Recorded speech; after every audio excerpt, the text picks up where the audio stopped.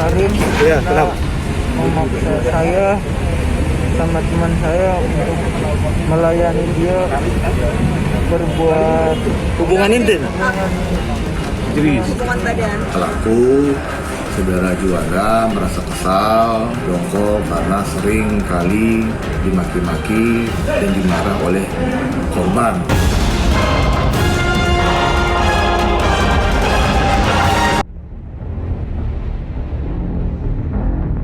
kasus penemuan mayat yang dikubur di sebuah kamar kontrakan di Depok, Jawa Barat akhirnya terungkap. Tak butuh waktu lama, polisi mengungkap pelaku pembunuhan. Kurang dari 24 jam pasca penemuan mayat di bawah ubin, tim Satreskrim Polres Depok berhasil menangkap tersangka bernama Juwana. Juwana, pemuda berusia 20 tahun yang menjadi pelaku pembunuhan pria yang jasadnya dikubur di bawah ubin rumah kontrakan di Sawangan, Depok, hingga saat ini terus diperiksa polisi. Selain membunuh abang kandungnya, Dendi, tersangka juga membunuh teman abangnya, Syarifuddin, yang mayatnya ditemukan di hutan Gunung Pongkor. Juwana tega membunuh abang kandungnya dikarenakan dilarang menikah duluan. Tersangka juga kesal dengan tingkah abangnya yang temperamen. Pelaku saudara Juanda merasa kesal, dongkol karena sering kali dimaki-maki dan dimarah oleh korban, saudara Dedi. Selain itu juga saudara Juanda yang sudah memiliki pacar yang berkeinginan untuk menikah, tetapi dia tidak bisa melangsungkan pernikahannya sebelum kakaknya korban menikah. Dalam kasus pembunuhan teman abangnya bernama Syarifuddin, tersangka menghabisi nyawa korban bersama seorang rekannya yang kini dalam pencarian. Tersangka mengaku kesal karena korban selalu memaksa pelaku untuk melakukan hubungan intim. dan Sarif Iya, karena kenapa? memaksa saya sama teman saya untuk melayani dia berbuat itu Yang agak keras dikit. Terus hubungan intim. hubungan Jenis. hubungan badan. Berapa kali sudah dipaksa? kalau dipaksa baru kali itu. Kesel kamu dipaksa?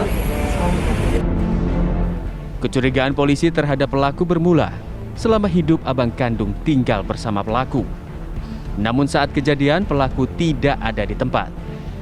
Polisi kemudian mengejar pelaku ke wilayah Gunung Pongkor, Kabupaten Bogor, Jawa Barat. Dari lokasi kejadian dan tangan pelaku, polisi menyita sejumlah barang bukti. Dari Depok, Jawa Barat, Meli Kasna, TV One mengabarkan. Terungkapnya kasus ini bukan hanya membuka dan juga menemukan titik terang siapakah pelaku dari jasad yang dikubur di dalam sebuah rumah kontrakan di Sawangan, Depok. Tapi ternyata kemudian menjadi lead ataupun juga bisa membuka kasus yang lainnya. Ada satu korban juga yang dibunuh. Anda sudah saksikan tadi, salah satu teman dari kakak ataupun salah satu teman dari Dendi. Untuk bisa membahas mengenai hal ini, kita nanti juga akan dapatkan keterangan dari pihak kepolisian. Sudah hadir bersama saya Mas Reza Indragiri selaku psikolog forensik. Assalamualaikum warahmatullahi wabarakatuh. Selamat malam Mas Reza. Baik, nanti kita akan juga dengarkan Mas Reza ini keterangan dari Kasat Reskrim Polresta Depok, Bapak AKBP Imade Bayu Sute Sartana. Selamat malam Pak Kasat Reskrim.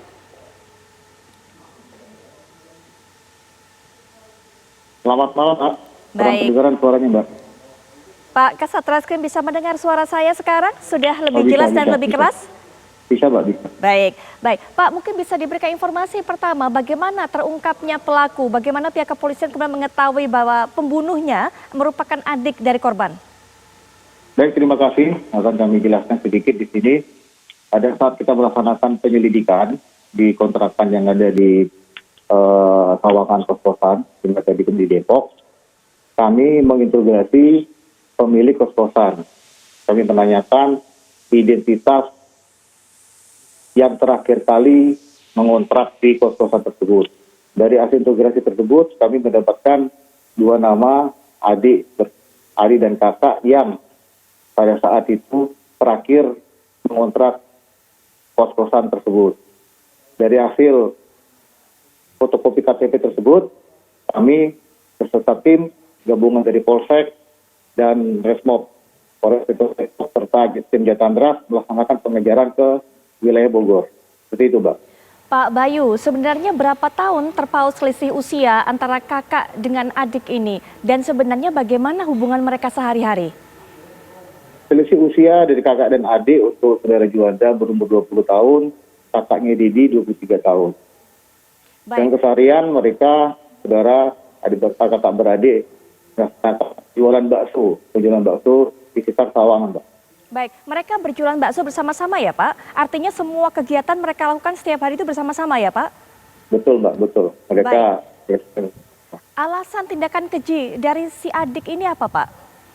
Alasannya dari sang kakak untuk bernama Didi selalu apabila ada permasalahan kecil yang dianggap permasalahan tidak penting sama Juanda selalu dimaki-maki oleh kakaknya, selalu dibentak-bentak seperti Mbak Seth. Seolah-olah sang kakak tidak menghargai adiknya, Mbak, seperti itu. Baik, jadi sakit hati yang sudah menumpuk sampai kemudian kabarnya dilarang untuk menikah adiknya, begitu Pak? Betul, betul. Nah, jadi adiknya, saudara Juanda pada saat itu ingin menikah dengan pacarnya. Tetapi karena kakaknya belum menikah, Juanda tidak mau mendahului menikah, melangkahi kakaknya. Tak izin. Kalau perlu kakaknya tersebut menikah lebih terdahulu, setelah itu baru sudah disampaikan dengan cara baik-baik, tapi kakaknya malah memaki-maki dan memarah-marah. Pak, pelaku ini punya ide untuk mengubur jasad almarhum kakaknya ini bagaimana Pak? Dan bersama siapa kemudian melakukan penguburan tersebut? Jadi pada saat kejadian, karena ketakutan,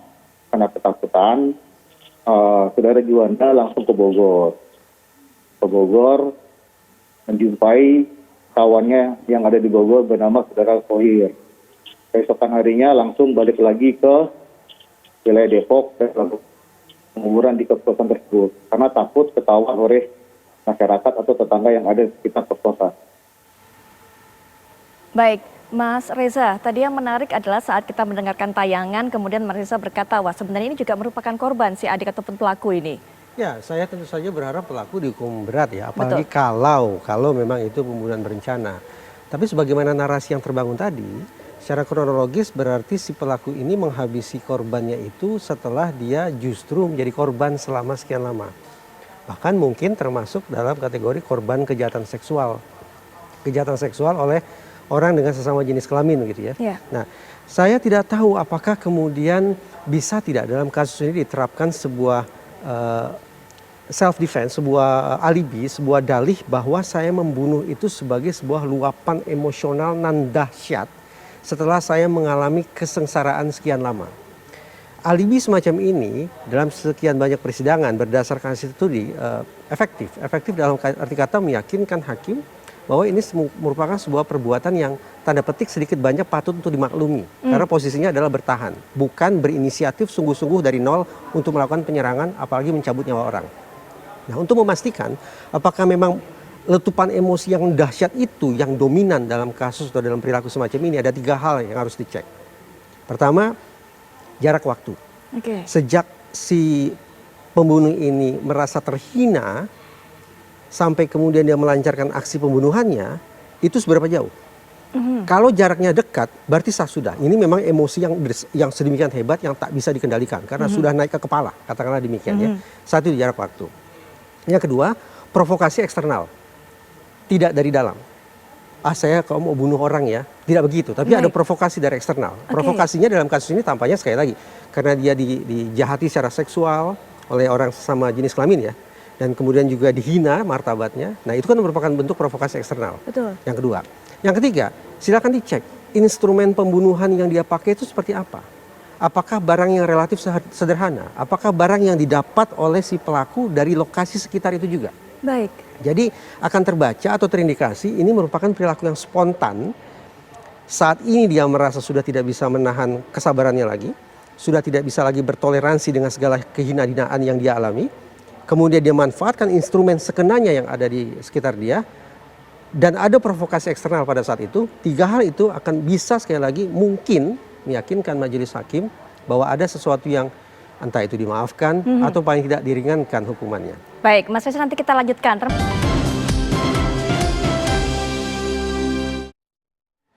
Baik, pemirsa, kita akan lanjutkan perbincangan. Kita akan dapatkan keterangan kembali dari Pak Kasat Reskrim. Pak Kasat Reskrim, ini alat yang digunakan oleh pelaku untuk melakukan pembunuhan seperti apa? Dan juga tadi sudah diberikan tanggapan oleh Mas Reza Indragiri. Kata-kata ataupun kalimat atau tindakan spesifik apa yang dilakukan oleh korban sehingga membuat pelaku ini terluka?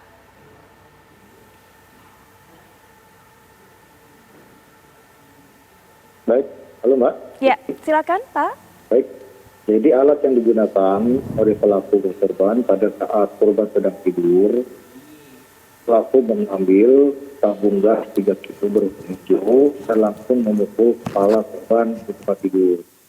Selain kepala, memukul badan korban, menyimpang mulut korban menggunakan bantal pada saat itu. Baik, Pak. Kemudian sebenarnya ada tindakan spesifik apa, Pak? Ada ucapan spesifik apa yang dilakukan oleh korban ini sehingga betul-betul melukai pelaku sehingga akhirnya memutuskan emosinya meluap harus menghabisi nyawa kakaknya sendiri? Nah, seperti itu Mbak, tadi kami sampaikan karena sudah dendam rasa sakit hati yang sudah lama kepada kakaknya yang selalu marah-marah tanpa sebab dan memaki-maki tanpa sebab. Dan pada saat izin nikah pun tidak diberikan karena kakak tidak menikah, itu yang membuat si tersangka merasa sakit hati dan untuk ingin membunuh kakaknya. Ya, Pak Kasat Reskrim, ini kan salah satu alasan juga kenapa pelaku ini membunuh teman dari korban ataupun teman dari kakaknya karena sering diajak berhubungan intim, begitu kan? Nah, ini sebenarnya sudah seberapa lama dan apakah pelaku pernah menceritakan hal ini kepada kakaknya?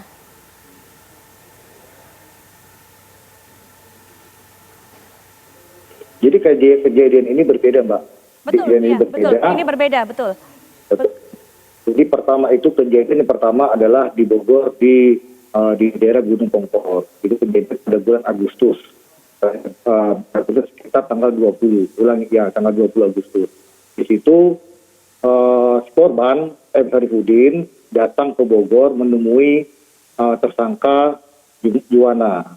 Di sana mereka bertemu dan saudara korban Syarifudin mengajak merayu tersangka pindah tempat menuju ke rumah kosong beberapa meter dari rumahnya.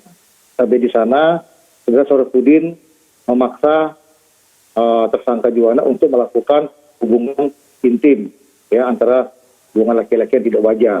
Karena merasa tidak mau dan dipaksa, akhirnya saudara Juwana dan Kuhir melakukan pemukulan menggunakan knalpot bekas yang ada di rumah kosong tersebut.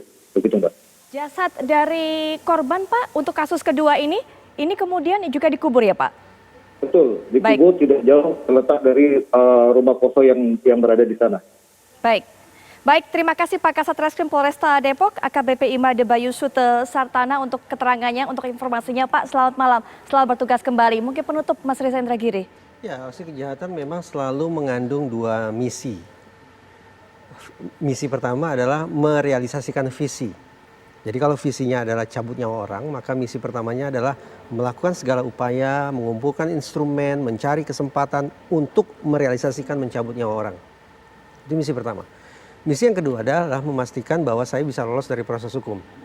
Saya harus menghilangkan barang bukti, saya harus menjauh dari TKP, saya harus membangun alibi, dan seterusnya dan seterusnya. Nah, dua misi ini tampaknya sudah dilakukan oleh si pelaku.